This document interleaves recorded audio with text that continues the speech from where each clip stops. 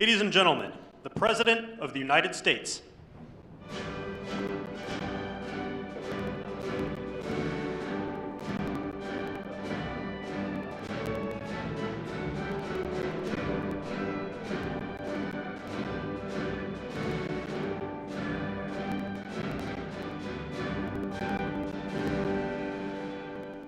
Thank you very much. Thank you. Please.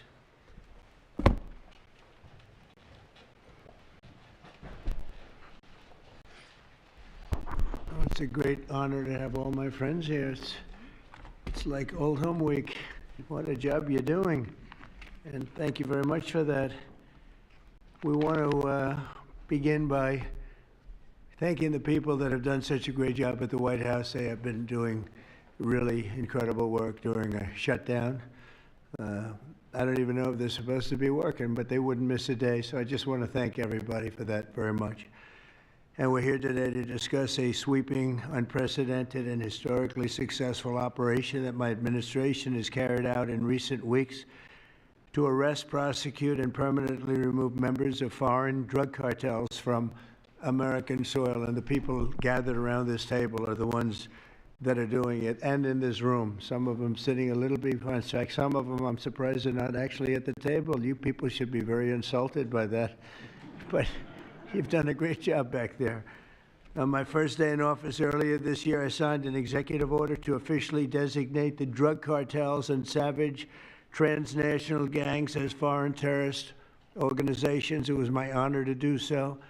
And on that same day, I also signed an order directing the creation of the Homeland Security Task Force to bring together all federal, state, and local partners to achieve the national policy goal of eliminating the cartel presence in America once and for all. And the results are, and it's early, and the results are spectacular. Led by ICE and the FBI, this task force includes the Department of Justice, the Department of War, DHS, the intelligence community, ATF, the DEA, the U.S. Marshals, and the state and local agencies in every part of our country. Other than that, we don't include too many people. That's a hell of a group, isn't it, huh? When you think of it, that's not a group you want against you. Certainly not at one time.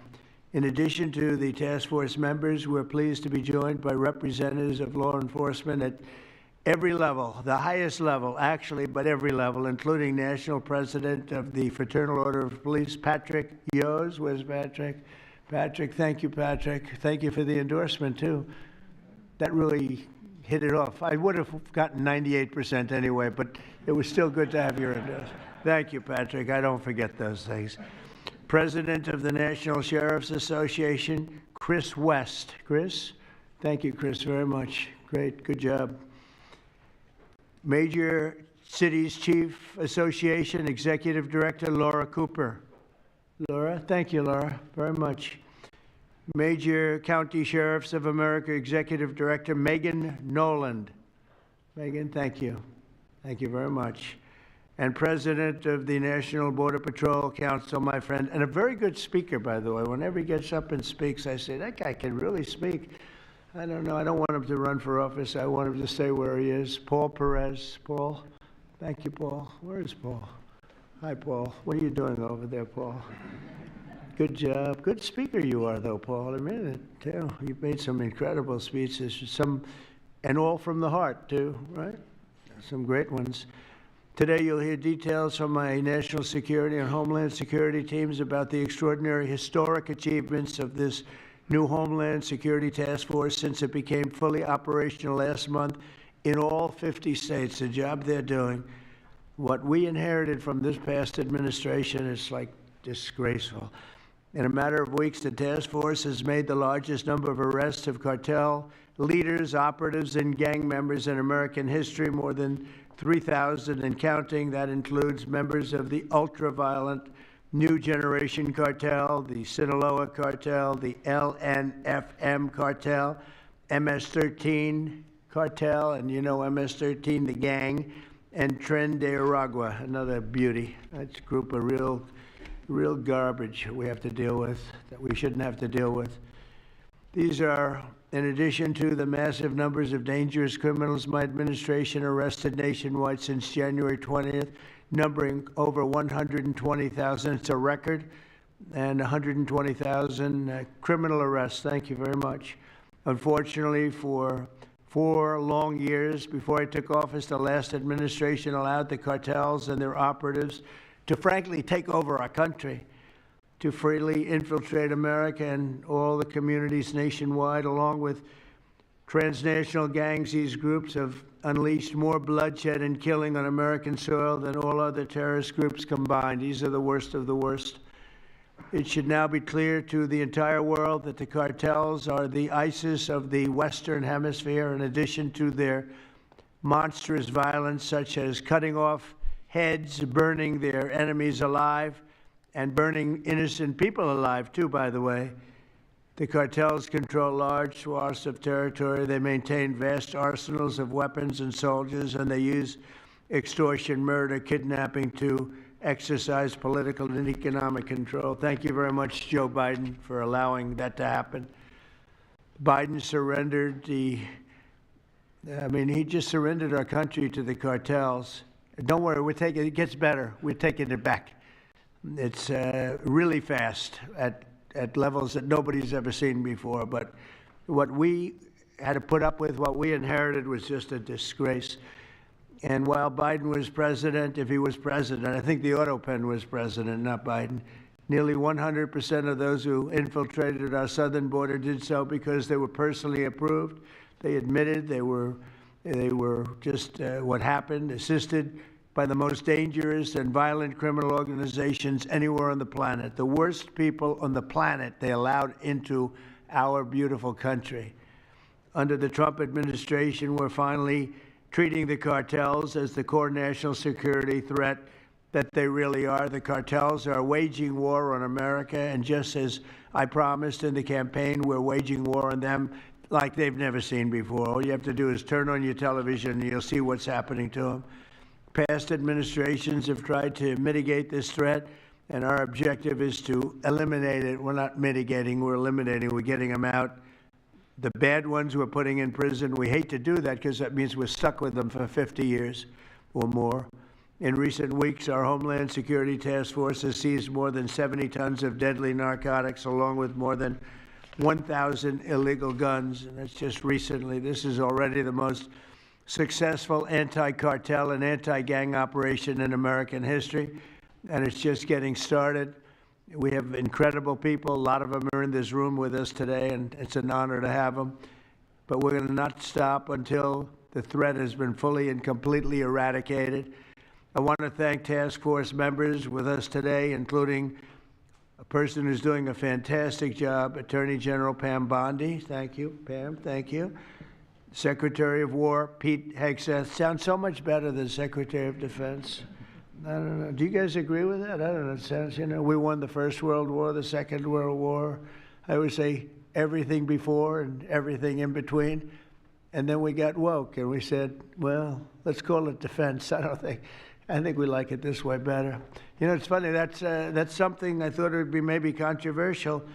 And it's only controversial that we changed the name in the first place. It's not controversial at all. It's been unbelievably well accepted, Pete. Hasn't it, right? It's been pretty amazing. I thought it would be controversial. People want to have our country back. People want to do exactly what we're doing right now. We're getting a lot of credit for it, and we should. I want to thank, though, Pete. You're doing a great job, Pete Hegseth. Secretary of Homeland Security, Kristi Noem. Kristi, thank you very much. Director of National Intelligence, Tulsi Gabbard. Tulsi, good job. And the heads of all of the law enforcement agencies all throughout the room. You're really amazing, the job you've done. To provide additional details on our mission, I would like also to ask General Bondi to say a few words, followed by Secretary Noem, Secretary Hegseth, Director Gabbard, Homeland Security Advisor Stephen Miller. Stephen, you're such a superstar, Stephen. They called Stephen the other day a very bad name, and I said, you should sue them, Stephen. I think he will. I hope he does. FBI Director Kash Patel and Deputy Attorney General Todd Blanche. And I just want to say it's an honor, the job we're doing. and these people are doing absolutely incredible. I'll just add a couple of things. In Memphis, as you know, where the numbers are down in half already, and it's only been about 2 weeks. You're doing a fantastic job there. Thank you. Incredible. Nobody thought it was possible. It was really it was a very sick city. It was horrible what happened there. People would go from, if you're on the board of FedEx, they would ride you 1 block to the hotel. They said you couldn't walk it because it was too dangerous, and they're already feeling better about it. But the best example right now is Washington, D.C. We went from one of the most unsafe places in the planet, I hate to say, but in this country, to a totally safe city. It's nothing's crime-free, I guess, but this is about as close to crime-free as you're going to get. And you guys have done an incredible job with that. Every one of you have worked so hard on this one, and it's our nation's capital. And people would go to the nation, they'd go from, I always say, Iowa, Indiana. They'd go from Florida, they'd come up, they want to see the monument. I want to see the Lincoln Memorial. I want to see one of the monuments, any one of them, and they'd go home in a coffin. But not anymore. It's not happening anymore. We haven't had that happen in a long time. It was averaging more than one a week, one person a week. Who would think that's possible?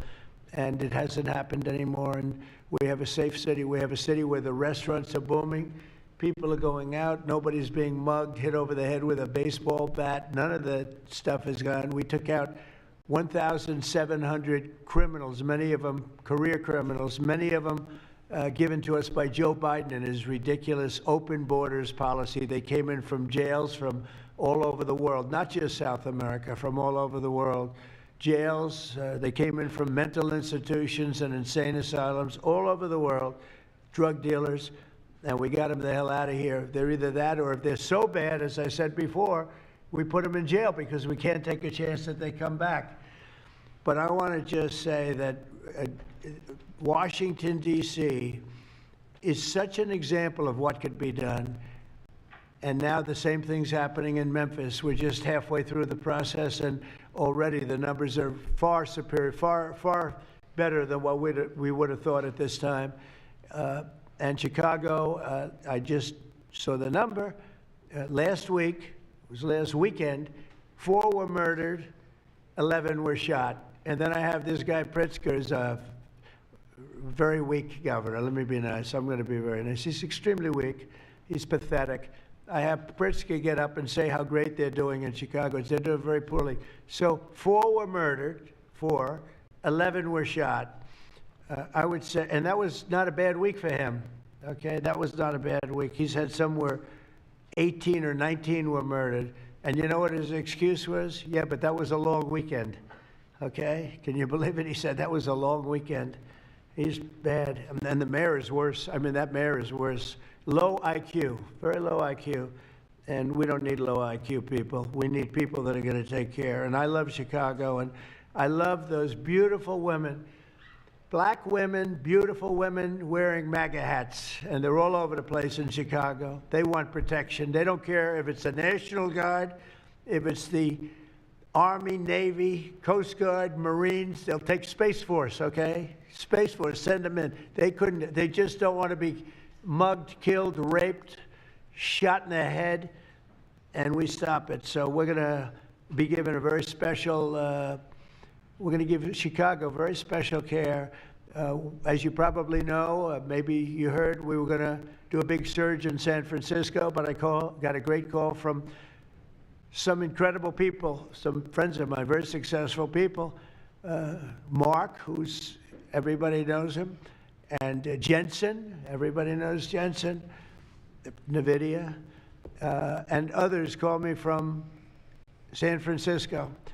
And they said, we're working really, really hard with the mayor, and we're making progress. Would it be possible for you to hold off the surge? And I had 4 or 5 calls, and I think they're making progress of their own. That would be the greatest. I mean, if they could do that, that'd be great.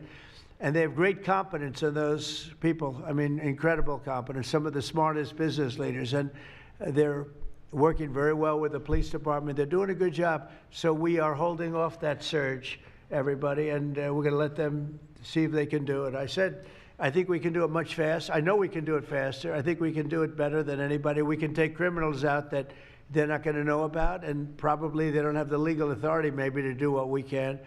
But I'm okay with it, and we're going to let San Francisco, has the potential to be, it was a great, great city, has the potential very quickly to be a great city again. And these are the companies that are there that are all working, and those are the people that asked me, could you do away with the surge, and let's see how it works. And we'll do that. If we need to, we'll do it. But it's possible that we won't need to, and we will be focusing on other places like Chicago. And we'll have Chicago taken care of very quickly. But just remember, 11 people shot, 4 people murdered, okay? And that was this weekend, and that was Chicago. And then you'll see Pritzker get up and talk about, well, we have it under control. They don't have it under control. Just the opposite, it's getting worse. So we'll take care of, as soon as we give the go-ahead, which is all I have to do is give the go-ahead. We won the big court case the other day on the National Guard. That was a good case. Same thing with Portland, speaking of that, because that's where we won it. But, I mean, I looked the other night, Saturday night, Portland is like burning to the ground, and these people are saying, it's just friendly stuff. The whole place is burning to the ground. So we'll take care of that one. That's like an insurrection more than it is anything else. That's crazy. Portland's crazy. And then you listen to these radical left people talking about it's really okay. You're seeing things. You're really seeing things. So we're going to take care of Chicago. We're going to take care of Portland. We're going to take care of Memphis. We're proud of D.C. There's nothing to take care of anymore, but we're not going to let it ever go bad. It's never going to happen again, our nation's capital.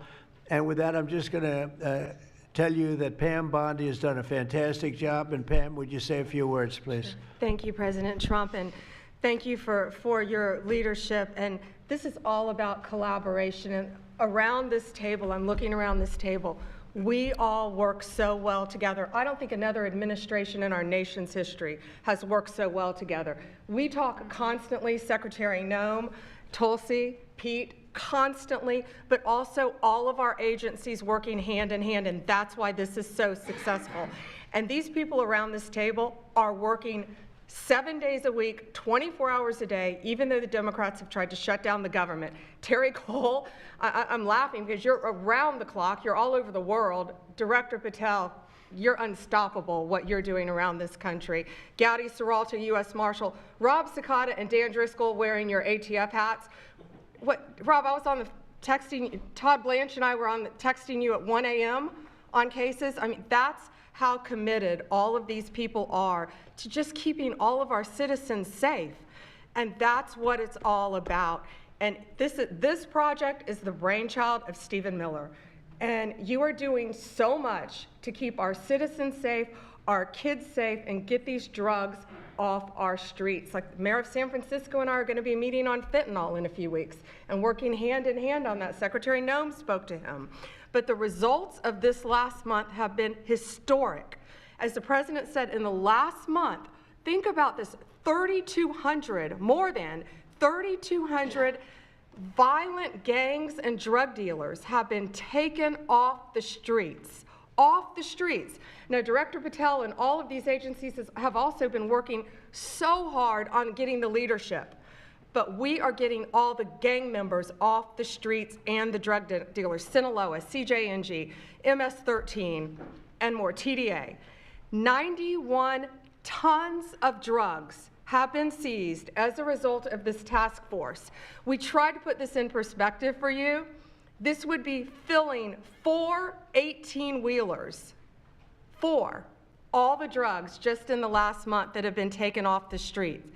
58,000 kilos of cocaine.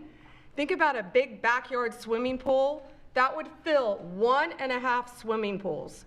Just the powder cocaine that has been removed, saving lives this last month, thanks to all of these people around the table. 2,300 kilos of fentanyl powder and 2.1 million fentanyl pills off the streets.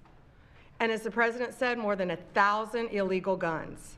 The Biden administration was for way too long, all of these great law enforcement officers surrounding the table were not able to do their jobs. What they've said is now they've been uncuffed. They can do their jobs now.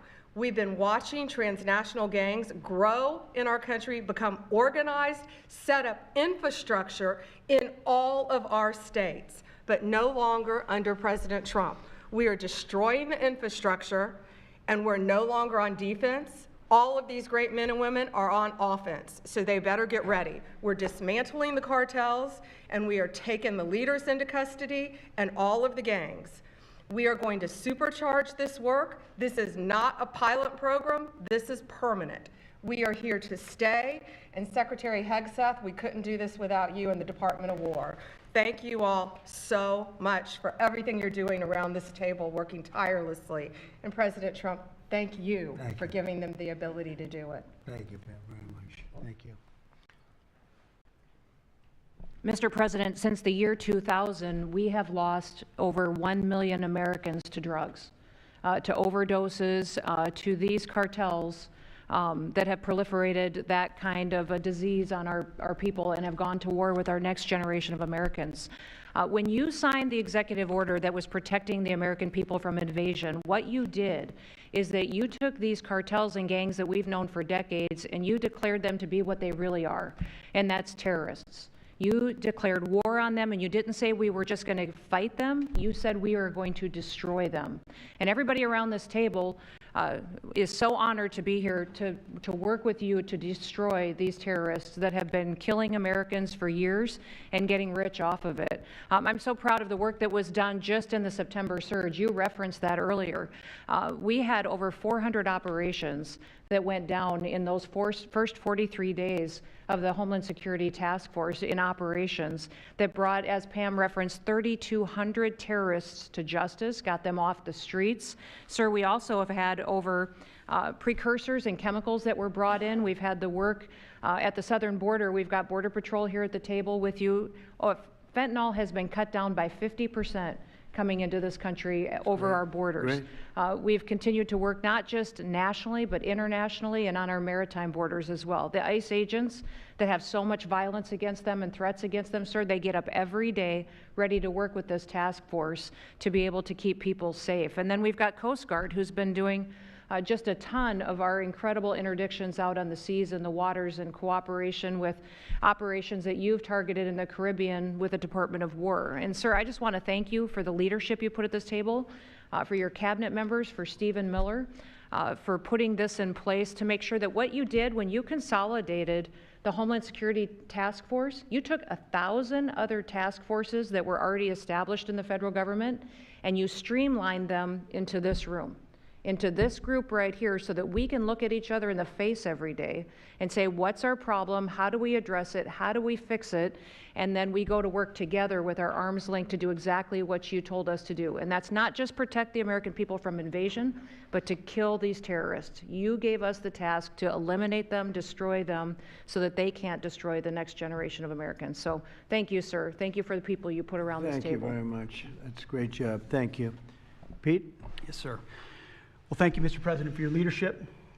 Chief, likewise, Tulsi and Todd and Dan and Pam and Christy and Stephen and Cash. I mean, I could go around the table. From the Department of War, we are thankful and grateful for the incredible effort that your agencies put in. And we could not be more proud to stand shoulder to shoulder with you, not superficially, not kind of over here, but front and center on the Homeland Security Task Force, right there with you. Because our department has spent over 2 decades defending other homelands, and we're very proud to be defending our own. And if you talk to the troops down, say, on the southwest border, Mr. President, morale is sky high and continues to be, because they're proud to be defending their own communities, their own state, and their own country. So when that executive order was signed, the mission was clear: protecting the American people against invasion. And so the Department of War went straight to the southwest border. We still have 10,000 troops there. We have national defense areas. We're standing alongside the Border Patrol, and we've locked that border down, 100% control of the southwest border. You stop the invasion. And then we're proud to be going on the offense, counter-cartel operations. And it's not counter-cartel, as was mentioned. These are designated terrorist organizations, foreign terrorist organizations. Our generation spent the better part of 2 decades hunting Al-Qaeda, hunting ISIS. Well, as the president said, this is the ISIS, this is the Al-Qaeda of the Western Hemisphere. They intimidate, they terrorize, they extort, they poison the American people. The president's right. Every boat we strike is 25,000 Americans whose lives are saved because of the drugs that were headed in our direction. So our message to these foreign terrorist organizations is we will treat you like we have treated Al-Qaeda. We will find you, we will map your networks, we will hunt you down, and we will kill you. And you've seen that evidence in the maritime domain, whether it's in the Caribbean or in the Pacific with the last 2 strikes. We know exactly who these people are. We know what networks they work with, what foreign terrorist organizations they're a part of. We know where they're going, where they originated from, what they're carrying. And they know we know. And that will soon start to change the calculus of these boats. So the critique of this is, of course, as often is the case, wrong. We know our authorities. It's locked tight. And we're going to treat them like foreign terrorist organizations on the offense. So the Department of War is not going to degrade or just simply arrest. We're going to defeat and destroy these terrorist organizations to defend the homeland on behalf of the American people, making the jobs of law enforcement safer in the process, making the communities of Americans safer in the process. We think it's a very core mission of the Department of War, and we're proud to be here, Mr. President. Thank you very much, Pete. Thank you. Tulsi, please. Yes, thank you, Mr. President. The key reason that you are hearing about these incredible effects is, number one, the team that you've assembled here and the leadership and the tone that you have set, first and foremost, about keeping the American people safe. The intelligence community plays a critical role in being able to support our law enforcement at the federal, state, and local level to make sure that they are armed with actionable intelligence to be able to actually go after those who threaten the safety and security of the American people. Mr. President, under your leadership, for the first time, there is a newly created National Intelligence Fusion Cell at the Office of the Director of National Intelligence, National Counterterrorism, that has a very simple purpose: to make sure that we have two-way intelligence sharing of actionable information between the intelligence community and law enforcement. I want to talk briefly about 3 successes that we've had just here in the last few weeks, Mr. President, through the success of this interagency fusion cell. Just this last week, our National Counterterrorism Center supported, through actionable intelligence to both U.S. law enforcement as well as Mexican law enforcement, the arrest of a Sinaloa cartel boss, El Plato, in Juarez, Mexico, as well as his top 3 money launderers. In a separate and recent successful interagency operation, NCTC worked closely with the U.S. Marshals Service that led to the arrest of another dangerous Sinaloa cartel member responsible for tracking huge amounts of cocaine and hundreds of thousands of dollars in this single incident with drug proceeds through his network. And I'll say the last example I'll share is probably the most insidious, was providing intelligence to the Mexican law enforcement that led to the arrest of a CJNG cartel-affiliated baby trafficker called La Diabla. Her whole money-making operation was centered around luring pregnant women, performing illegal C-sections, harvesting organs, and selling newborn babies. Mr. President, it's your leadership that has made all of this possible. I can tell you, in the midst of this government shutdown, our folks, like everyone around this table, are working 24/7 without pay and eager to get after this because they believe in your leadership and the mission that you have presented to them. Thank you, Mr. President. I'll hand this off to Homeland Security Advisor Stephen Miller, the leader of this task force. Let me just say, Mr. President, that this country was going to die without you. This country was going to actually die without you. That's what we were facing in 2024. We've been invaded for 4 years. Our communities were sinking. Our public safety had gone to zero. Cartels were running entire communities. Sex trafficking, child trafficking, labor trafficking was out of control. Overdoses were out of control. The cartels were claiming more and more territory. City services were buckling. This was a country on the verge of dying. And you alone saved it. And when you stepped forward originally in 2016, you started the movement to make America great again. And that means make America great again in every way. And that means safety and prosperity and peace and freedom from cartels and crime and gangs. And your vision and your leadership in declaring war on the drug cartels is the single most successful public safety initiative in American history. And I need the media to understand what President Trump has done. People have been talking about drug cartels for longer than I've been alive. And everyone has just taken for granted that they can't be touched or stopped. They're too big, they're too powerful, they're too evil, they're too murderous. They can operate with impunity. And in just 9 months, President Trump is the only American leader, not just in our lifetimes, but ever, to actually take the fight to the drug cartels, to actually seek their eradication. And it is happening. And so while the Democrats are shutting the government down and fighting for free health care for illegal aliens, look at what President Trump has assembled here. He's assembled a team under his vision, direction, and leadership that is saving hundreds of thousands of lives. Hundreds of thousands of lives. And only President Trump could have done this. And I will say one last thing, which is that his courage has been an inspiration to everyone else in this room. There are people in this room, looking at, for example, at Todd Lyons, who have been relentlessly doxxed and harassed and threatened. But when they see President Trump's courage, what he's been through for 10 years to save America, when they came after his family, his businesses, his safety, his freedom, everyone at this table knows we can give whatever it takes to get the mission done. So President Trump, thank you for your leadership, your boldness, your courage, and your vision. We're honored to serve underneath you.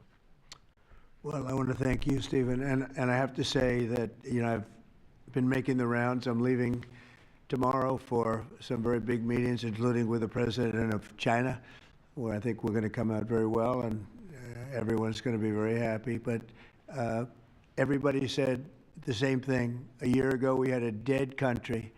We were a dead country. We really were, in a lot of ways, not just this. We were dead as doornails on this, but we were a country that was in serious trouble and beyond that. And we have the hottest country anywhere in the world right now. The whole world is talking about it. We have the hottest country anywhere in the world. We're going to clear up this crime in our cities. We can do it quickly, too. They showed how quickly we could do it in D.C. It was a real bad place. It was a real mess. Dirty, filthy, disgusting, graffiti all over the place, tents on every ounce of parks that we had. Just disgusting. And I rode around last weekend. I rode around the city. I felt very safe in that car, but, I would have done it without it. I wouldn't need that car so much anymore, I will tell you. But the place was clean. We've started that also, not only law and order, but the cleanliness is important. I think cleanliness is almost a part of law and order. If you see dirty, disgusting streets and potholes all over the place and railings falling down and graffiti all over the marble, beautiful statuary marble columns, those gorgeous columns where they had graffiti, it's all gone. And I think it's a part of it. I really do. I think it's a big part of it. But we have a city that we can be proud of. We're going to be that way with every city we have. That's why with San Francisco, I wish them luck, but we could do it so much faster. I told the mayor, I love what you're doing. I respect it, and I respect the people that are doing it. They're the biggest people in the country. They're the biggest people in the world. A lot of the high tech. Some people like them, some people don't, but they're smart, and they want to do it. And I said, I am so honored to let you do it, and if it doesn't work out, we'll do it for you very quickly. But I just want to thank the people around this table are amazing. Cash, please go ahead. Mr. President, I'll just keep it short, but I think what the media should realize is the amount of courage it takes to do this, and you led that mission. You led it during your campaign, and you brought it to the American people. I think the media should focus on some of these numbers the Attorney General just riled off. Those aren't numbers, those are lives. Lives saved by the millions. Enough fentanyl to kill over 200 million Americans, gone, evaporated, off our streets permanently. Your vision to safeguard American freedoms and our children and our future is the most courageous thing I've ever seen a president of the United States ever do. And your ability to marshal it out in 8 months, these statistics would have taken other administrations decades. And the partnership that you see around the table, I just want to, sum it up with the following. When I call these folks around the table, when I call our state and local law enforcement partners who have been absolutely critical to this mission, when Stephen Miller called me and said, we're going to create the Homeland Security Task Force, and the FBI and DHS are going to co-lead it, I said, absolutely. The country's been yearning for this and needing it. And the one thing I see different than any other administration is when I call these people, they pick up. I don't get a voicemail. When I make an ask, they answer, and the same is true. And so the FBI is playing a pivotal role in your administration in helping lead out this mission, and Stephen's vision has finally come to life. And instead of attacking the people at this table, maybe the media should go out there and talk to the lives that have been saved forever, and the communities that have been safeguarded, because it takes courage to do that. It takes courage to implement that plan, and it takes a president and President Trump to put a leadership team like this together. We are actual friends, and I know the media doesn't want to call us that, but we do that. We do hang out. We do work together. It's a 24/7, 365 mission that doesn't turn off, Mr. President. And as Stephen said, we're inspired by your leadership, and this country's thankful for these 8 months, and I can't wait to see what the next 4 years looks like. Thank you very much. Thanks, Cash. Great job. Todd, please. Thank you, Mr. President. The number that I think matters, over 3,266 terrorists have been taken off the streets in 2 months. And for each of those arrests, there's anywhere from between 4 to 20 law enforcement agents, federal, state, and local, executing those arrests. And that means every one of them are putting their lives on the line to make these arrests, to make our communities safer. And so what I will say to them is thank you, but also what I will say to them is that to the extent that there are politicians, as recently as today, suggesting they are doing something wrong. We have governors, district attorneys, mayors, and even congresswomen suggesting that our federal law enforcement and the state and local law enforcement that are helping them are doing something wrong. That is disgusting, and something that we will not tolerate. That every day Attorney General Bondi and I talk with all of our partners, making sure that they know that if any one of our federal agents, our state or local agents working under the HSTF banner are even touched by any of these terrorists or rioters, they will be prosecuted to the fullest extent of the law. When politicians aid these terrorists by trying to give them comfort or protection or suggesting that somehow our men and women are doing the wrong thing, same problem. We will not tolerate it, Mr. President. So thank you to all of our state and local men and women that are helping us, and our federal law enforcement officers that are literally putting their lives on the line every single day. We will always protect you. Thank you, Mr. President. Thank you very much, Todd. A really good job you're doing, too. Thank you. Any questions, maybe pertaining? Mr. President. How about pertaining to this for a little while? And whoa. Would you have any questions of these incredible people? Mr. President. Mr. President. Yeah, go ahead, please. Go ahead. Mr. President, thank you. Mr. President, thank you. Good to see you. If I could just ask both of you, including Secretary Hegseth, there's reporting the U.S. just sent B-1 bombers near Venezuela to ramp up some military pressure there. Is that accurate, and can you tell us more about that mission? No, it's not accurate. No, it's false. But we're not happy with Venezuela for a lot of reasons, drugs being one of them, but also they've been sending their prisoners into our country for years under the Biden administration. Not anymore. We have a closed border. We had actually nobody for the last 4 months, I guess 5 months. They report nothing. They report zero. I don't know if that can be possible, but we'll accept it, right, fellas? But we have closed borders. We have people coming into our country, but they only come in legally. We have the strongest borders we've ever had. We might have the strongest borders of almost any nation right now. And that's a big difference from what it was 2 years ago when everybody was pouring in. But we're very unhappy with Venezuela because of what they've done. They've emptied their prisons into our country. Nobody can do that. Only a stupid person would have accepted it. And that's what we had running our country, very stupid people. So we're not happy with Venezuela, I will tell you. Yeah. Mr. President. Mr. President, thank you, President Trump. Yeah, you okay? Yes. On fentanyl. We're going to lose sorry it. about that. On fentanyl, we have President some Trump. good medical help right over there. That's all right. On fentanyl, according to CDC data, nearly 330,000 Americans died over the past 5 years from fentanyl. That's 1 in every 1,000 Americans who died. It's more than that, but that's all right. Yes, it's I know you think it's even more. I'll be discussing that with President Yes, Xi. so that's actually my question. I figured it was. I was wondering, since it mostly comes from China and has caused such carnage in the U.S., what are you going to say to convey the seriousness? And also a second question for you or Secretary Hegseth. Is there any evidence that China is now smuggling fentanyl through Venezuela to bypass U.S. and Mexican port controls? They are doing that, yes. But they are paying right now a 20% tariff because of fentanyl. That's billions and billions of dollars that they're paying. We're actually, on November 1st, the tariff on China goes to 157%, which is record-setting territory. And we don't want that because it's not sustainable for them. They can't sustain that. We don't want them to have to go through that. So I'm meeting with President Xi, and I would say we have some big issues, like with the farmers and various other things, but the first question I'm going to be asking him about is fentanyl.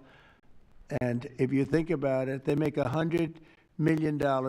Think of this. They make $100 million selling fentanyl into our country, $100 million. They lose $100 billion with the 20% tariff. So it's not a good business proposition. It's $100 billion approximately that they have to pay. It's a big penalty to make $100 million. So I think they want to do something. They want to put it on the list. It's on the list. It's one of the things we're talking about, and I'm putting it right at the front of the list. So they pay a very big penalty for doing that, and I don't think they want to be doing it. And we'll see what happens at the end of next week, because I'll be meeting next week, as you know, along with we're stopping in Malaysia, we're stopping in South Korea, we're stopping in Japan. I'm meeting with President Xi actually in South Korea, so it'll be the first thing on the list. Yeah, please. Yes, Mr. President. Mr. President, on the drug boats, sir, has there been any discussion about capturing one so that you can show the amount of narcotics? We know everything about them. Yeah, Jennifer. We know everything about them. We know where they're coming from, who they're coming with, generally who's in the boat. I'll let Pete discuss it a little bit, but they have incredible intelligence. And you know, usually when you see 5 engines, I've never even seen that before, but when you see 5 engines on a boat going about 65 miles an hour, loaded up with white powder in silver cases, generally speaking, that's not a good sign. They're not going fishing, right? And you don't see any fishing rods, right? So, Pete, I'll let you discuss that a little bit, please. Yes, sir. Likewise, generally you don't see fishing in submarines either, sir. So the U.S. military, as I mentioned, nobody better in the world at mapping networks, identifying who's connected to who inside terrorist organizations. It's just the media is used to hearing that when it pertains to Afghanistan and Iraq and ISIS and Al-Qaeda. But if you reframe how you understand the world in our own hemisphere, that's exactly what these foreign terrorist organizations are. And so we will track them, we will map them, we will network them, and we will hunt them and kill them because they're trying to, and they are killing and poisoning the American people. And inside that, we have all the license necessary, all the authorities necessary to take these kinetic strikes, and we'll continue to take them. And we've been, just to add, because I think it's important, we've been capturing them for years. It's not like, gee, let's capture one. We've been doing that for years. For 25 years, we've been doing it. Not at a level like we're doing it now. I mean, just with the hits we're hitting, but we have much more intensity than any administration's ever had. But we've been capturing these boats for years, and they get back into the system, and they do it again and again and again. And they don't fear that. They have no fear. The thing I can tell you right now, it's very hard to find any floating vessel right now on the Pacific or in the Gulf, and I would like to call it by its official name, the Gulf of America, another little triumph of the Trump administration. I said for years, why do we call it the Gulf of Mexico? It's 93%, the shoreline is 93%, all right, so I never understood that, so I made that change. I never realized how easy that was going to be, other than, I guess, AP fought us in court, and the judge said, but that's the name. And actually, they were sort of semi-prohibited from even covering us after that. It was pretty amazing. But we have the Gulf of America, and there are very few boats, very, very few boats, not even fishing boats, to be honest. I don't want to do that to the fishing industry, but it's been so effective. And our sea drugs, as they call them, they use the term sea drugs, the drugs coming in by sea, are like 5% of what they were a year ago, less than 5%. So now they're coming in by land, and even the land is concerned because I told them that's going to be next. The land is going to be next, and we may go to the Senate, we may go to the Congress and tell them about it. but I can't imagine they'd have any problem with it. I think, in fact, while we're here, I think it's a good idea, Pete. You go to Congress, you tell them about it. What are they going to do? Say, gee, we don't want to stop drugs pouring in. They're killing 300,000 people a year. I think that's the real number, 300,000 people a year. So between that and my discussion with President Xi, I think we have never made progress like we've made. The sea drugs are almost dead, and they can't come in that fast from the land. And the land drugs are much more dangerous for them. It's going to be much more dangerous. You'll be seeing that soon. So that's the way it is, yeah. Go ahead, please. Yeah, go ahead, please. With the glasses, go ahead. Thank you, Mr. President. Good. I wanted to ask, what's your reaction to Representative Dan Goldman calling on NYPD to arrest ICE agents who he says are acting illegally? He says they are illegally assaulting people and illegally detaining people at immigration courts in New York. Well, you know, I know Dan, and Dan's a loser, you understand. He's a guy that doesn't have what it takes. He's been trying so hard, and they're exhausted. I mean, it's so ridiculous, right? A suggestion like that. So, you know, they're just trying so hard, and it's not working. They've even now started imitating me, of all people. They want to imitate me. And they start using foul language, but they use too much of it. You know, you can't use the F word 7 times in one sentence. It doesn't work. It might work once every 7 news conferences, but you can't do it. You can't do it 7 times in one sentence. So I don't know. They're really they're in big trouble. That party. Go ahead. Mr. President. Some alleged smugglers have survived some of these recent strikes and been sent back to their home country. If they're terrorists, why not just arrest and detain them? Go ahead. 2 points on that. First, when I served in Iraq in 2005 and 2006, we used to, in sort of a gallows humor way, talk about the Iraqi catch and release program, the reality that we would catch a lot of people, hand them over, and then they would be recycled back through, and we'd have to recapture them or attack them again. And that's why changing the dynamic and actually taking kinetic strikes on these boats ought change the psychology of these foreign terrorist organizations. To those 2 that survived the shot on the semi-submersible, think again, compared to Iraq and Afghanistan, the vast majority of people that we captured on the battlefield, we handed over to the home country. Did we always like how it shaped out? Sometimes we did, sometimes we did not. But 99% would go to the Afghan authorities or the Iraqi authorities. So in this case, those 2, they were treated by American medics and handed immediately over to their countries where they came from, hopefully to face prosecution, which is a very standard way of handling something like this. And you'll do that with future survivors, anyone else who survived? We've got protocol of how we'll handle it. Mr. President. Not that guy, he's so hopeless. Go ahead. Go ahead. Yesterday, there was a vote at the Knesset on annexing the West Bank. Do you see it as a challenge to your peace efforts? Could you say that louder, please?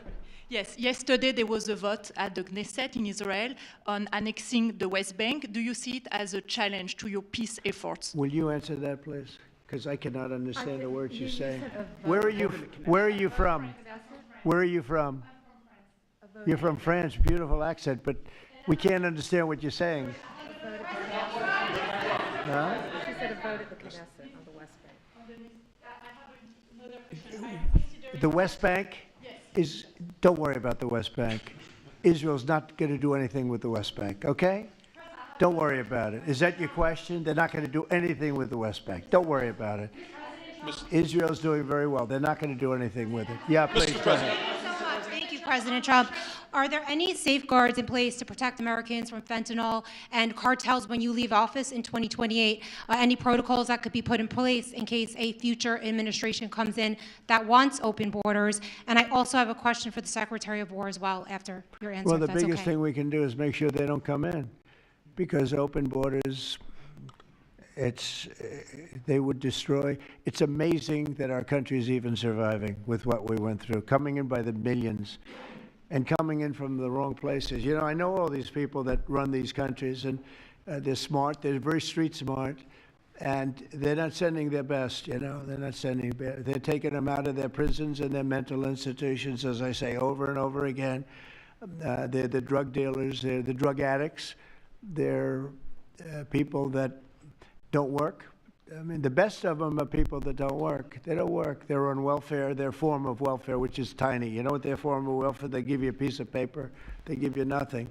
but they want people that work. They don't let those people come out because they want those people. You know, they cherish those people. Those are the people that make their country run.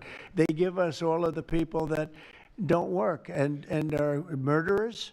11,843 murderers came in. 11,800, many of them committed, more than 50% committed more than one murder. Now, why do we want them? Why would Biden and that group of thugs that he had working for him, why would they accept these people? Why would he accept? Nobody understands it. You know, they say maybe they wanted the vote, but I did great with the Hispanic vote, but these are people from all over the world. Why would they do it? So one question, no matter what I do, I can't, you always like to know the opponent. You have an opponent. What are they getting at? And usually you can. Why would they allow 20 million, maybe 25 million people into this country, almost all of which, but most of which should not have been allowed into our country? It's one of the great enigmas. What they've done to this country should never be forgotten. In history, should never, ever be forgotten. And now it looks like we're going to have a communist mayor in New York. That'll be a lot of fun. But remember this. They have to go through the White House. Yeah, please, go ahead. Today you pardoned the founder of Binance. Can you explain why you chose to pardon him, and did it have anything to do with his involvement in your Which one? Who is family's? that? The founder of Binance. He has an involvement in your own The family's recent crypto one, yes. business. I believe we're talking about the same person because I do pardon a lot of people. I don't know. He was recommended by a lot of people. A lot of people say that, are you talking about the crypto person? Yes. A lot of people say that he wasn't guilty of anything. He served 4 months in jail, and they say that he was not guilty of anything, that what he did, well, you don't know much about crypto. You know nothing about nothing, you fake news. But let me just tell you that he was somebody that, as I was told, I don't know him. I don't believe I've ever met him. But I've been told by a lot of support. He had a lot of support. And they said that what he did is not even a crime. It wasn't a crime, that he was persecuted by the Biden administration. And so I gave him a pardon at the request of a lot of very good people. Mr. President. Yeah, please. Yes, Daniel. President, thank you so much. This is the kind of question I like. Yeah, right here. the numbers from this task force are jaw-dropping. I wanted to know, this is a question for you and both Stephen, since it was said this is your brainchild. What are the lessons to be learned from the success of the task force, and what are your continued goals with this task force now that you have about 3 years left? Well, the best thing we have going is we have such talent around this table. I could go over every one of these men and women, and we have unbelievable talent. They've got the naturals, you know, like somebody that hits a baseball or a golf ball or a, you know, that you see more, it's more evident. It's beautiful because it's sports. You can tell somebody right away, are they good or are they not? These people are the most talented people at what they do.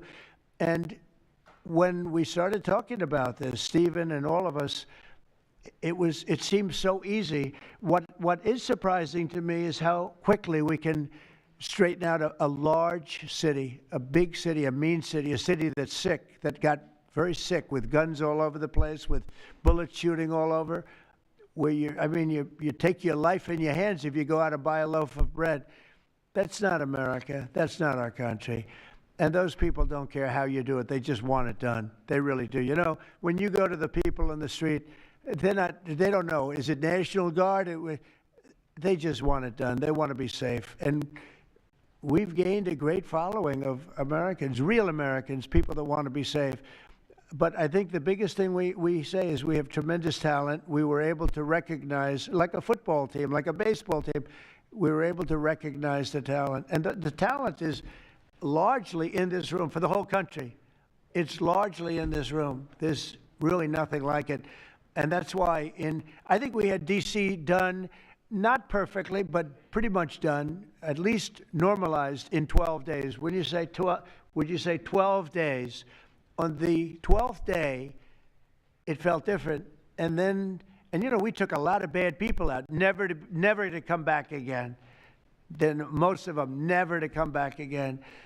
But there's great talent, and there's also great courage. I've been watching what goes on. And then you have the radical left lunatics, and what's that all about? I mean, they're fighting us because we want to stop crime. Where do these people come from? They're paid money. I guess they paid a lot of money. But like I saw that ridiculous march the other day, I say, these people are not representative of our country. And not all of them, of course, but many of them are total lowlifes. These are lowlifes.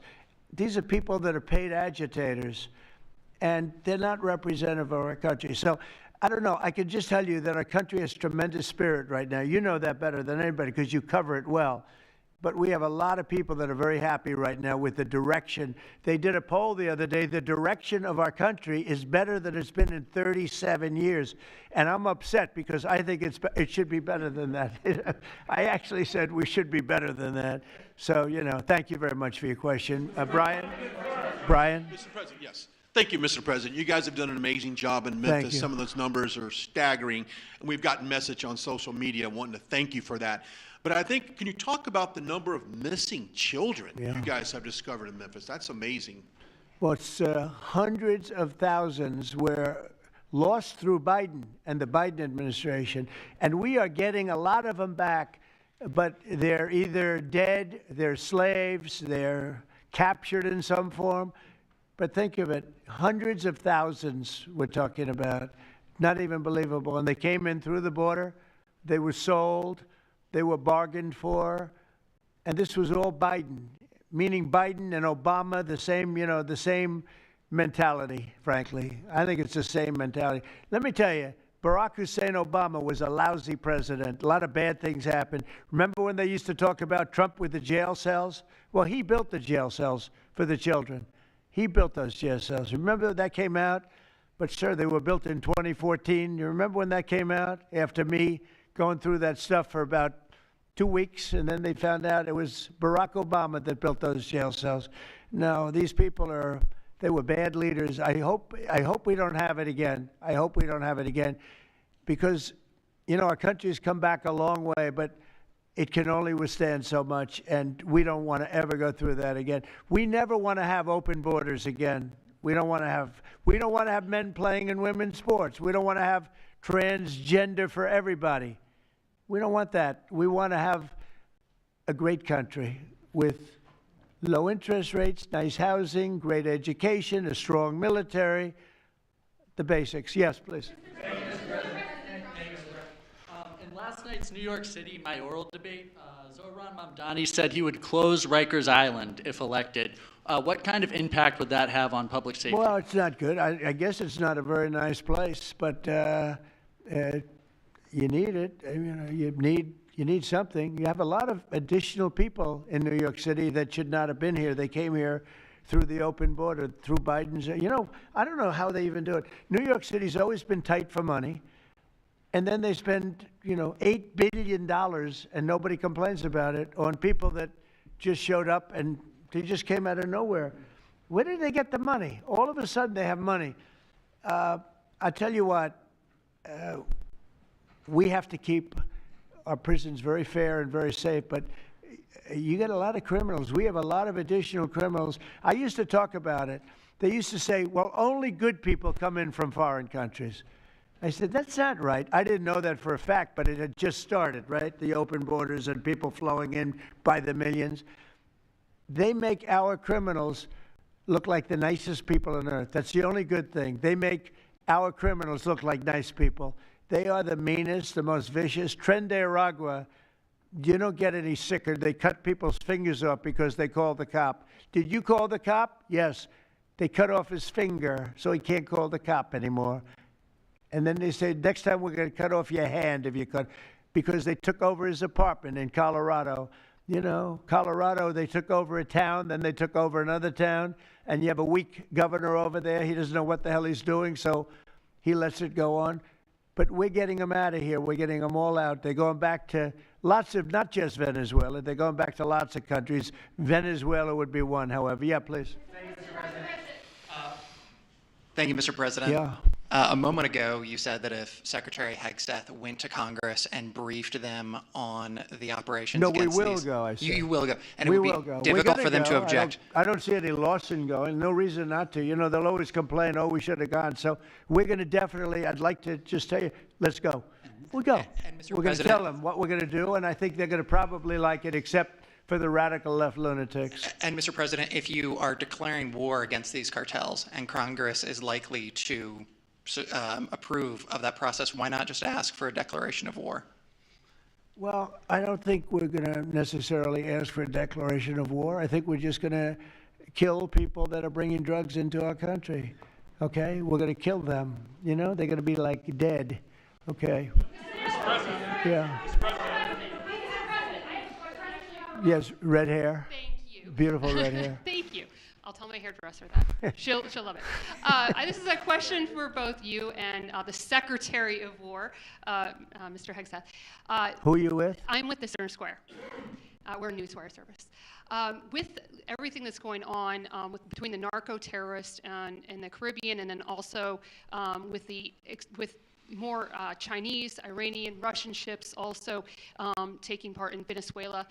Are you have any plans of expanding operations out of Roosevelt Roads, and in fact, placing some home porting some ships there? Yeah, I have been. We're familiar with the location that you're referring to, and we'll make sure that we're properly displaced in order to deal with the contingency we're dealing with there, and also any ways in which other countries would attempt to be involved also. So we can walk and chew gum. We're definitely keeping our eyes on near-peer adversaries at the same time, but we think sending a message on these cartels, these narco-terrorists, is an important inside our hemisphere, which for far too long, other presidents, as the president pointed out, they've ignored our own backyard and allowed other countries to increase their influence here, which only threatens the American people. We're changing that. One big thing that has happened, though, because you mentioned expansion and expand our efforts. So when I was running for office, second term, everybody was talking about the fact that nobody wanted to join the military, nobody wanted to join the great police force. They didn't want to join New York's finest or any of our police forces. They didn't want to join anything having to do almost like with the country, with the uniform. We are setting records with the Army, Navy, Air Force, Marines, Space Force, Coast Guard. We're setting records. We've never had anything like it. And I'll tell you when it started, November 5th. We didn't even have to wait till January 20th. They saw spirit. And now we have people coming in that are, it's unbelievable. And if we wanted to increase our military force, if we wanted to increase any one of these, including police forces, they can now get men. People didn't want to be policemen and women. They didn't want to be firemen and women. They didn't want to go into the military. We were having tremendous recruiting problems, and now we're setting records. We literally, last year at this time, you were doing stories that the recruitment was a disaster. We couldn't get men and women to go into the military. Now we have such an overabundance. We've never had, I mean, it's, as I understand it, it's like record-setting recruitment. This is in less than a year. It's been amazing. So this is a good time to expand if we want to do it, and I think we should. I think we should, and we probably will. Yeah, please. Yeah. Blue. A couple questions for you. First for you and Secretary Hegseth. Is the administration supportive of sending National Guardsmen to cities for the express purpose of aiding deportation and immigration enforcement efforts? To expand deportation efforts? Sending National Guardsmen to U.S. cities for the express purpose of aiding deportation and immigration enforcement efforts. What we've done so far is stand alongside federal law enforcement in every way, facilities and personnel, but also we have a great deal of lift inside the military. We're able to move assets in a way that no other aspect of the U.S. government can. And so where we can rapidly assist with mass deportations, we have been happy to do that.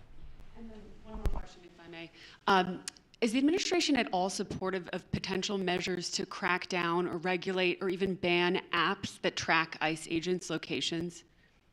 What do you mean by that? Like specific apps that are used to track the location of ICE agents? I guess we'll do that. I'm not a big app guy. I'm not into that too much. I think Pam might be it. Let's go. Yes. Give me a good answer there.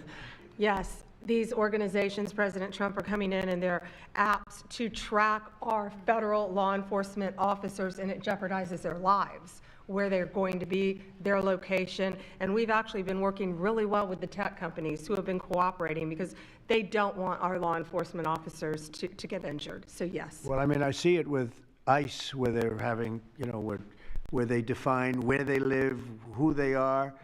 And, I wasn't I didn't have a big view on the mask, but I now understand why they should wear masks. I think it's very dangerous for them not to wear masks. They can do whatever they want. I notice some do it and some don't, but it's pretty dangerous. But when you look at, you talk about that question, I think it's very dangerous, and I think you're coming down on that very hard, right?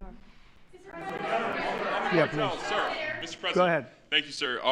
When you were running for re-election in 2024, you released a video statement where you made this exact promise to show no mercy on the cartels and employ every military asset necessary to combat them. In that same video, you also said that you plan to expose all the bribes and corruptions with politicians and the cartels. We're doing that. Has your we're task trying to force do been that. looking into that in American politicians? Yeah, where the money's coming from.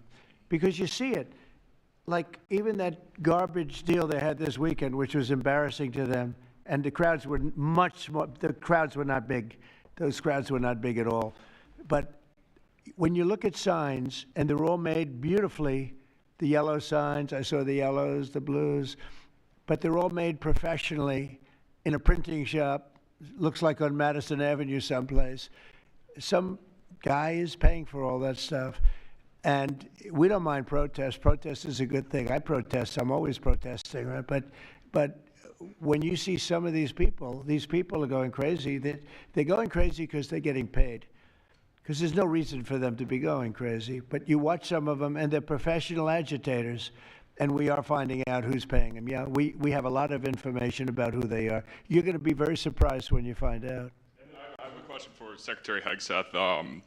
Sir, a memo circulating on social media details the establishment of a National Guard response force that's going to be trained in crowd control and civil unrest and deployed in all 50 states by April of 2026. Can you verify the authenticity of that memo, and do you have any more information on the operations? I'm not going to answer particulars on something that may be in the planning process, but we definitely do have multiple layers of National Guard response forces, whether it's in each state, whether it's regionally, whether it's Title 10 active duty, whether it's Washington, D.C. We've got a lot of different ways that constitutionally and legally we can employ Title 10 and Title 32 forces, and we will do so when necessary.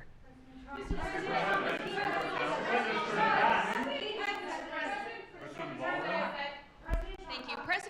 President Putin basically said today that Russia is immune from U.S. sanctions. He said that it would not impact the Russian economy in any serious way. Is he Good. wrong? I'm glad he feels that way. That's good. I'll let you know about it in 6 months from now. Okay, let's see how it all works out. Yeah, go ahead, please, Blue.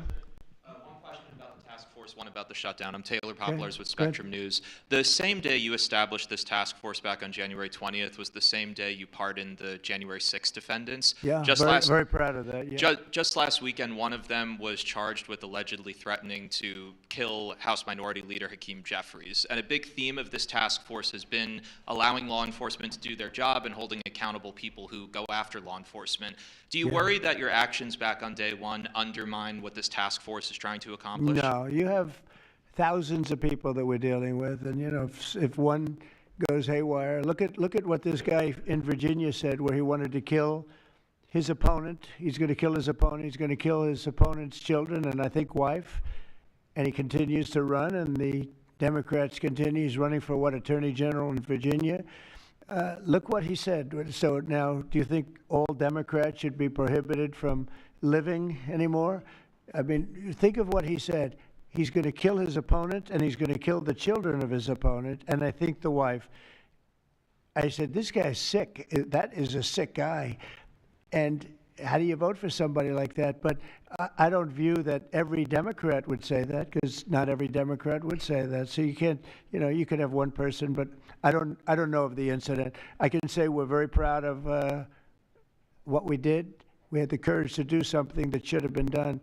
The problem, sometimes the Republicans are too nice. They're a very nice party. The Democrats play a much dirtier fight. It's amazing. You go after dirty cops like Comey, and you go after, these are dirty cops. Letitia James is a dirty cop. You go after these people, and they say how horrible you are, and yet I got indicted 5 times and impeached twice. Nobody says anything about that. They say, they actually said the other day, he's trying to indict somebody. I got indicted 4 or 5 times, Todd, maybe more than that. Yeah, I think you could say 87 times if you really think about it, right? With the charges, a bunch of phony guys, but nobody says anything about that. But they mentioned it the other way. No, the Democrats play a very dirty game. It's all they're good at. They're good at a couple of things: cheating on elections and playing very dirty. And they have one good trait: they stick together. They stick together. They stick together through the worst policies that anybody's ever seen. It's unbelievable how they stick together. And I respect them for sticking together, but it's a dead party because their policies are no good. Okay. Brian, we'll do a few more and we'll go home. Wonderful. Everybody's going to go home. I'm going back to the Oval Office, however. Speaking of Democrats, there's a report that there's a grand jury on Adam Schiff for apparent mortgage fraud. If he is indicted, should he step down as a U.S. Senator? Well, I'm not going to comment on that. I would just say Adam Schiff is one of the lowest forms of scum I've ever dealt with in politics. He's a horrible human being, very dishonest person. I have no idea what's going on. You tell me that he's going to be indicted. I don't know. You could ask Pam. I don't know if she could say it. Probably you are allowed to say it, but I wouldn't know about that. I can only tell you he's a very bad. I think he's actually a sick person. Do you want to talk about that? We're not going to comment on any grand jury that's open. We can't legally. I don't know. By the way, I hope it's true, but I don't know anything about it. Yeah, please. Oh, millions of dollars, yeah.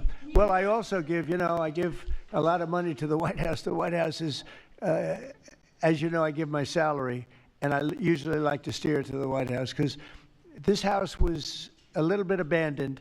First of all, for 4 years, you had a guy walking around that didn't know where the hell he was. And this house was not taken care of the way it was supposed to be. I take very good care of property. I was very good at that. And you'll notice the floors downstairs, I paid for them. Marble, the most beautiful marble you've ever seen. The white floors down in the palm room, which they look like they came out of, I don't want to lose because they're big supporters of mine, Home Depot. So I'm not going to say bad, but they did come out of a box from Home Depot about 30 years ago. They were all broken, but now they have the most beautiful floors, the most beautiful lights and chandeliers. I think most of you, Brian, you've seen that, right? Yes. How beautiful is that? And I take care of it. So I spend millions of dollars on this building, taking care of it. It was not properly maintained, and now it's starting to gleam like it should. It should really gleam, and you should go down and visit the Presidential Walk of Fame. Have you seen it? It's quite good. I'm sure that a lot of people coming to the White House, it's hot. It's very hot, but it's really a tribute to the presidents, past presidents of our country. Yeah, please. Mr. President. Yeah, behind you, please. Yeah, go ahead. Thank go you. Ahead. So on Monday, a question for you as well as Secretary Noem. On Monday, Mayor Karen Bass of LA and Representative Robert Garcia, they held a press conference and they called for an investigation into DHS, accusing them of unlawfully arresting U.S. citizens and racially profiling and only arresting people because, in Robert Garcia's words, they look like me. He's a Hispanic individual. Do you have a response to that? Are you asking me that question? You as well as Secretary Noem. They are arresting bad criminals, and they're really good at it, too. I look at the numbers. They always like to say that, oh, you're arresting this and that. Then when you check it, you find out, geez, almost every single time, and, obviously every once in a while they may get one wrong, but they always correct it. They're able to correct it. But they are arresting really bad people. They're arresting people that kill, people that would cut your throat and not even care about it. These are brave people, and it's very dangerous. And if they go even a little bit too far, they get into trouble, which is a shame. I protect them, but they get into trouble. But they're arresting very serious criminals, and they're getting them out of here. Okay, one or two more. Doug, do you have a question? I'd love to have Doug have a question, our great photographer, because he's such a great guy, and he might be the most talented person over there. I don't know. Go ahead. Let's hear your question. This guy's a real beauty. On the cartel strategy, hearing you talk about it as a war, hearing Secretary Hegseth talk about defeating and destroying and the comparisons to Right. ISIS and Al-Qaeda, those efforts took American troops being engaged in foreign countries. Do you think that's ultimately where this is headed with the cartels, having American troops in countries like No, Venezuela? the cartels are very bad. They had a lot of bad people coming in. They were interviewed recently, and they were asking people what their problem was, and one guy said, "Yes, I'm up for murder." Didn't know what he was saying, obviously. You know, I'm sure his lawyer was not thrilled with his statement, but no, they're rough people coming into those cartels. Those cartels are rough. You look at what happens, the trip up is horrible, especially for women. They're being killed, they're being raped at levels that nobody thought even possible. In my opening speech, I mentioned that, but in a very light way. I mentioned the word rape. Then I found out that you take a look at what happens in those cartels. It's horrible what's going on. And we're doing the world a big service by just telling them, you know, you don't have too many cartels now because they know when they get up here, they're going to be stopped. Under Biden, they were just flowing into the country. It didn't matter what you were, where you came from, what you looked like, what your record. They didn't check records. Millions of people came into this country that should not be in our country right now. We've gotten a lot of them out. It's the single biggest problem that we were given. Inflation, I've already taken care of. Economically, the country is the strongest it's ever been. Thank God for tariffs. If we didn't have tariffs, we'd be a third world nation. But thank God for tariffs. We're the richest nation in the world now because of tariffs. And we're able to economically protect ourselves, and we're able to really protect ourselves from a national security, situation. But we have cartels that, somebody came up with the word cartel. I won't tell you who that person was, but you got a lot of bad people in the cartels. And you could look at a country like Mexico, and I really respect the president. I really respect a lot of the people over there, but a lot of the leadership. But they are in fear in their own country because those cartels are running those countries, okay? And that includes Colombia. Colombia is a drug den. It's a drug den, and it has been for a long time. You got a lousy leader over there right now, bad guy, a thug. But they make cocaine at levels that we've never seen before, and they sell it back into this, and they're not going to get away with it much longer. We're not going to put up with it much longer. Colombia is very bad. Mexico is run by the cartels. I have great respect for the president, a woman that I think is a tremendous woman. She's a very brave woman. But Mexico is run by the cartels, and we have to defend ourselves from that. Go ahead. Let's go with you. Go ahead. Let's listen to this beauty. Shutdown by the time you return from your trip to Asia? Do I expect to have it resolved by the time I return? I don't know. I said long ago we shouldn't have been in this problem.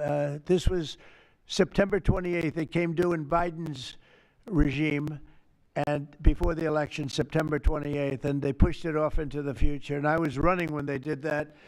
And when you're running, but I did say, what the hell are they doing? That and debt ceiling. They also pushed the debt ceiling past the election date, so that would mean the next president has it. But I did say that I think the Democrats have gone totally crazy, and you don't know what they're going to do because they don't care about the people. They don't. I really think they have no leadership. They have a lot of very low IQ people. Jasmine Crockett is a low IQ person. A lot of them are. I don't want to insult too many of them, but a lot of them are. They have no rudder. I don't think they know what they're doing right now. They've never done this before. They always agreed to go and, called an extension. Let's do an extension and talk. Even today, look at what happened today. They don't want to pay the people that have worked. And, this was supposed to be this was a test. And they wouldn't pay the people that have been working. They said, no, we don't want to pay them. This is all the Democrats. Now, all we need is 5 Democrats. And I know a lot of Democrats that are sane. They're more than 5. Probably not that many more than 5, but they're more than 5. And all we need is like 5 Democrat votes, so we open our country again. Sad, though, we have the greatest economy in our history. We have the highest stock market. All these things are rocking.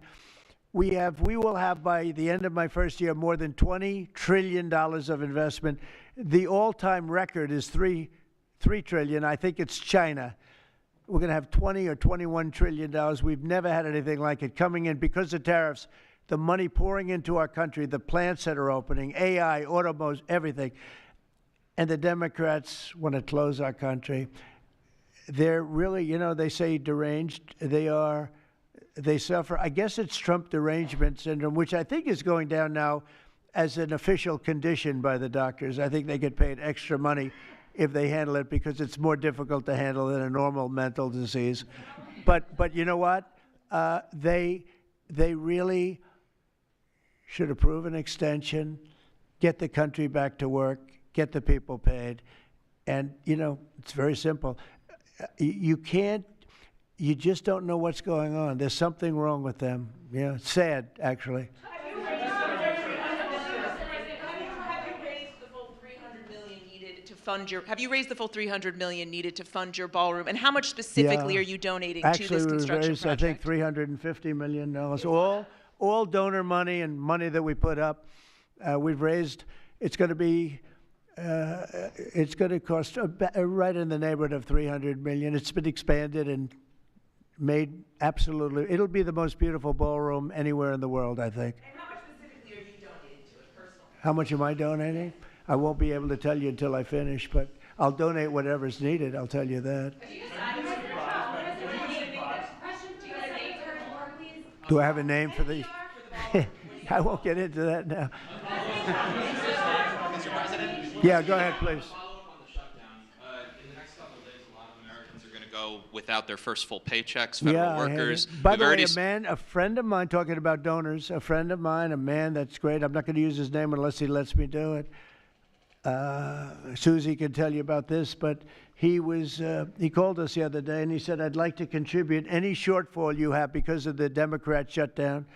I'd like to personally contribute any shortfall you have with the military because I love the military and I love the country. And any shortfall, if there's a shortfall, I'll contribute it.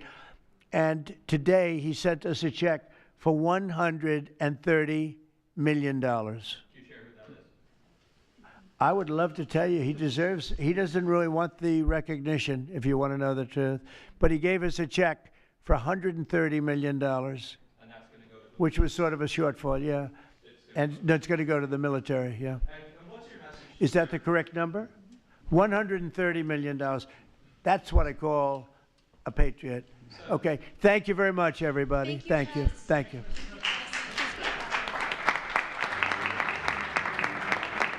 Thank you.